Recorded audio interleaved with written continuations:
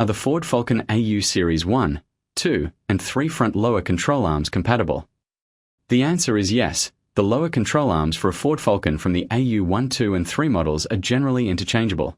However, modifications to the sway bar connection, such as the type of link or bushing used, might be necessary to accommodate potential differences in the sway bar itself or its mounting points.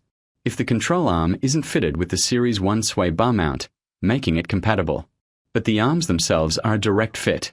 The lower control arms for AU1 through to AU3, Ford Falcons are physically identical in design and fitment.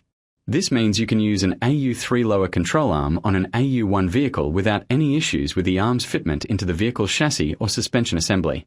There are sway bar connection differences. While the front lower control arm is the same, the way the sway bar connects to the control arm can vary slightly between models.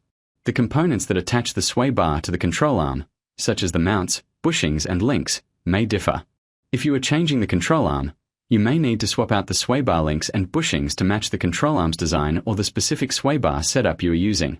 In summary, while you can install the control arms without issue, be prepared to adjust the sway bar connection components to ensure proper alignment and function.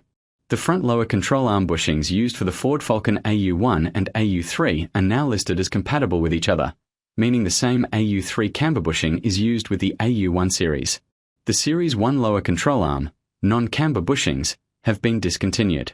Parts for AU2 and 3 are often listed together, but AU1 parts are usually separated, indicating design differences. What to do if you need replacement bushings? Consider the whole arm. Sometimes, it's more practical and less difficult to replace the entire lower control arm assembly, which includes pre-installed bushings, rather than just the individual bushings. It will be necessary to accommodate potential differences in the sway bar itself or its mounting points if the control arm isn't fitted with the AU1 sway bar mount, making it compatible, but the arms themselves are a direct fit.